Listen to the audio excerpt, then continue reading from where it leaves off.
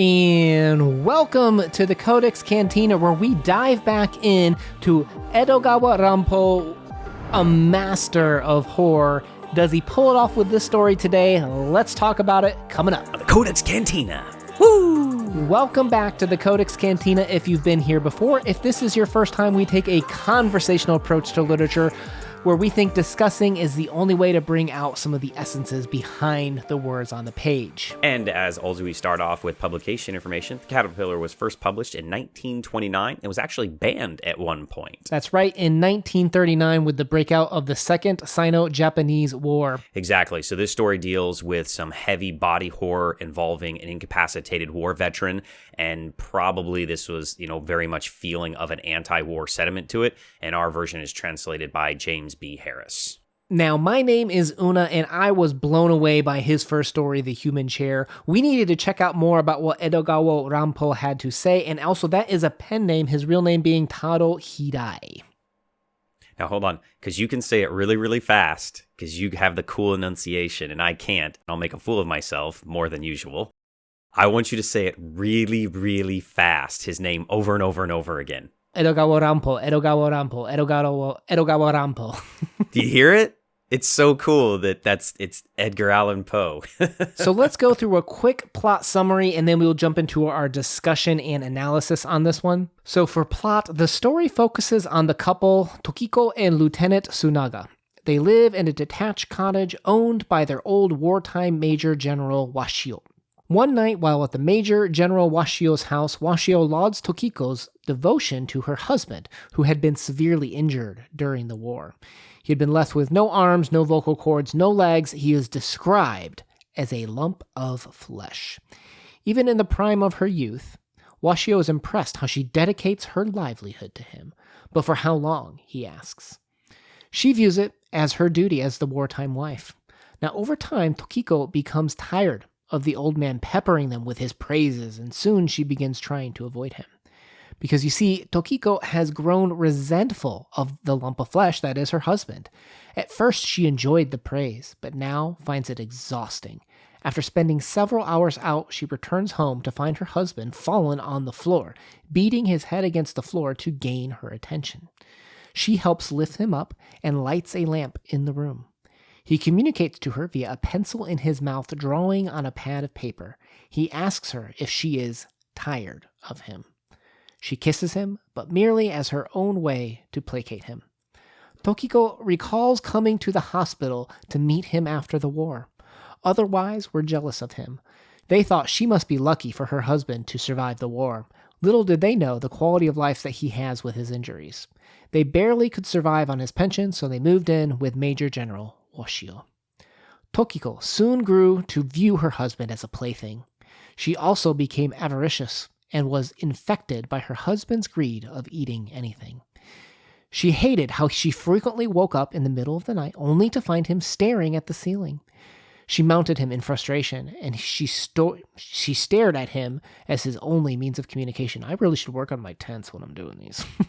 She is filled with anger and pokes his eyes out with her fingers. She became paralyzed with fears, realizing what she had done, and runs down the road to the country doctor. County doctor? I probably mistyped that too. The doctor rushes over to treat him, had never seen him, and is shocked and leaves them as quickly as he can. She spends the next day coddling her husband, laying in bed with, writing with her finger on his chest, "Forgive me."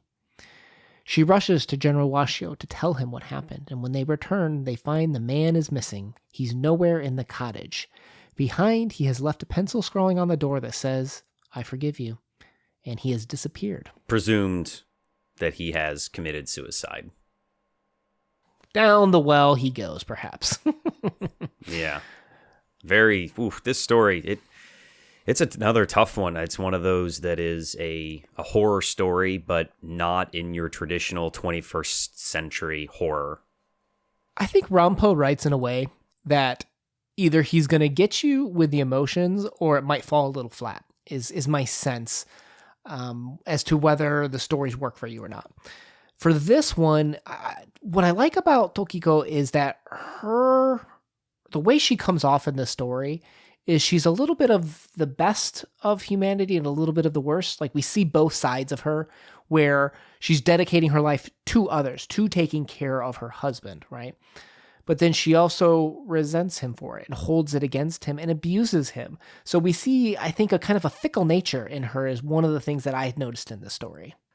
The way I looked at this was that a lot of times we take care of people who can't really take care of themselves, but then we end up resenting them because they can't care for themselves. And I think her husband is a little bit on both sides too, right? We have that quote, "Those round eyes of his, which comprised his only expressive organ, speaking so sadly sometimes, and sometimes so angrily." So one of the things I noticed about this is that whenever characters were doing something, it always started with emotions. And when we think about that, her hatred awakened. Like there's so many parts in the story where first it describes the emotion. And, you hear these quotes where you say sometimes like, you can't control who you fall in love with. I think we see a little bit of that in this story too, where you can't control your emotions per se. You can control how you react to them. But here, what I notice is these characters are using their emotions as excuses to behave the way that they are, right? Because she's angry, she's going to make this guy's life worse. She's going to torment him, gouge out his eyes, as a way of bringing him down to feel just as miserable as she does. And the other thing about emotions, too, is that we are reactive, like you said, but every time there is an emotion, there has to be an action for someone to have an emotion. Usually we just don't have emotions. We have them because something we've done to someone else or something that is done to us. And in this story, it's really only her that is having these emotions because we can't understand what is happening emotionally really with the lieutenant because he has no words. All she is interpreting. She's our only window into his life, and his only window is his eyes really, and this few little scrawling words that we know he forgives her, but that's it. You bring up a really interesting point. We weren't going to talk about this, but the idea of emotions being something that are a reaction to others around us. You think about these movies such as, if you look at Alien Covenant, when the opening scene is, the person's trying to entertain himself after years of cryosleep. You see that in any kind of sci-fi movie where there's one person that's manning a ship while everyone else is asleep, right? Or Castaway, right, with Tom Hanks. You have him trying to find emotions, and he stirs it up with Wilson, the ball, right? Like, he is looking for that sense of feeling.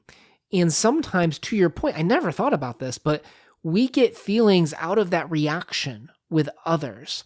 And here's Ranpo who's highlighting how these two characters are water and fire, oil and water, like oil they and don't vinegar, mix. oil and fire. Oil and fire. Yeah, oil and fire, sure. Like things get real explosive in the story, but they do have this strong reaction.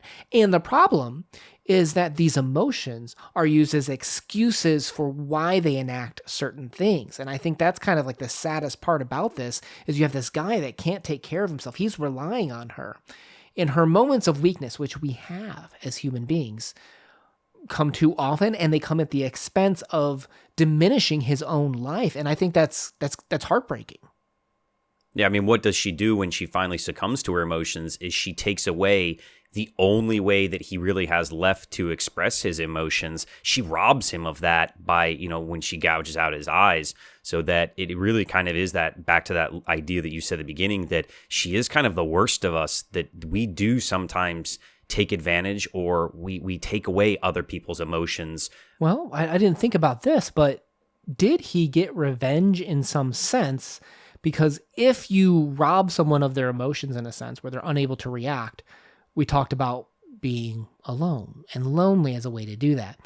When she does that to him and he gets revenge on her by killing himself or disappearing per se, he's now robbing her of those highs as well as the lows. So he wanted to stop her pain, I think is how I interpreted him forgiving her and running away. But he also is thus to the point of loneliness and needing others to maybe perhaps have strong emotions, is robbing her of the joy too. I hadn't really thought about that, but that might be an interesting thing to think about as well. As a caregiver, if the person you care for is no longer there to care for, she has lost her purpose in life, that's got to be detrimental. And feeling depressed is one of the most debilitating emotions that a person could have. It can be crippling. And he was crippled, and now he has crippled her emotionally through being depressed by not being able to be a caregiver anymore. So here's a question. Maybe this one's an easy one. Why do you think they called this story The Caterpillar? I think because the guy kind of looks like a caterpillar. I mean, in my mind, I'm imagining, not maybe a caterpillar, but one of those little roly-polies. And I know this is horrible to think about, of like a human being that has gone through this horrible physical violence and loss of all their limbs, just laying on the ground, wiggling, and just the wife staring over him with this morbid look on her face. I think he kind of nailed it of what we would be like in that situation. We're not really able to express ourselves.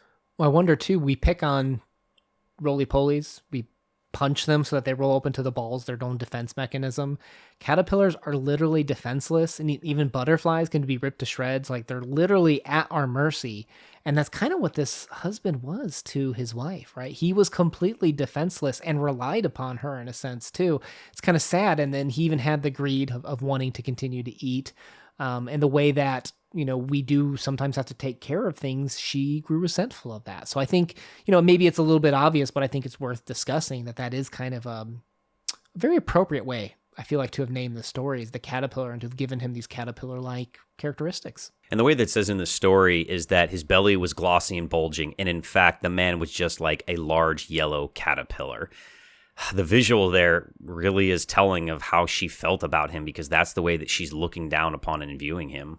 All right, so last quote I want to talk about is, "This thing that lay before her was indeed a living creature. He had lungs and a stomach as well as a heart. Nevertheless, he could not see anything. He could not hear anything. He could not speak a word. He had no limbs. His world was a bombless pit of perpetual silence and boundless darkness. Who could imagine such a terrible world?" How'd that quote land upon you?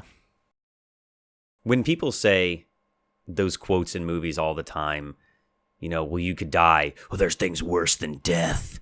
This is what they're talking about when they say there are things worse than death. One thing I noticed, hear no evil, see no evil, speak no evil, right? And in the middle of this quote, we have he could not see anything, he could not hear anything, he could not speak a word. And I wonder what that term means in terms of if we apply the hear no evil, speak no evil, see no evil. I said that out of order. How do we apply that to the story? So is she enacting her revenge upon him, and then he enacts the revenge upon her because she's evil, he's evil? We really didn't talk a lot about what is her mental state here? I mean, it has to be feeling some type of burden on her. That's tough. I know that there's a quote from the story that I was very confused about, where it says, "The cripple, kissed with such passion, withered in the agony of being unable to breathe and distorted his face oddly. As always, this sight excited Tokiko strangely." I don't know. It leaves me a little bit perplexed. I wonder, I think that term, I'm not 100% sure how it I think it does come from Japan. Not 100% sure on that, but I think it comes from Buddhist tenets with the idea of evil is something that can stay upon you. It can be upon you, especially if you give it power and you think about it, and even worse if you enact it. So what is one of the ways that you can cleanse yourself of evil? Don't do any evil? Well, to avoid those thoughts, to avoid those things. And here is Tokiko, who's coming upon these desires and feelings of anger. What she would need to do is to learn to let go of those things and focus on other things. I don't know. I'm not 100% sure exactly, maybe people have different teachings for that. But I think that's something that we need to think about, is when you know that you're doing something wrong or you know that something isn't right, how do you react to it? How do you cleanse yourself of those evil thoughts or those emotions that are popping up? You can't stop the emotions, but you can control how you react to them. And isn't that part of what Tokiko's problem is, and maybe one of the morals that we can learn from this story? And maybe that's the husband truly did love her, and he wasn't getting revenge, but he was removing himself from a situation that he knew was bringing out the worst in his wife, and that she truly wasn't that person, and that he is allowing her to be evil. We never know what the caterpillar is thinking, do we, Crypto? No, we do not. We do not, until it turns into a butterfly and soars.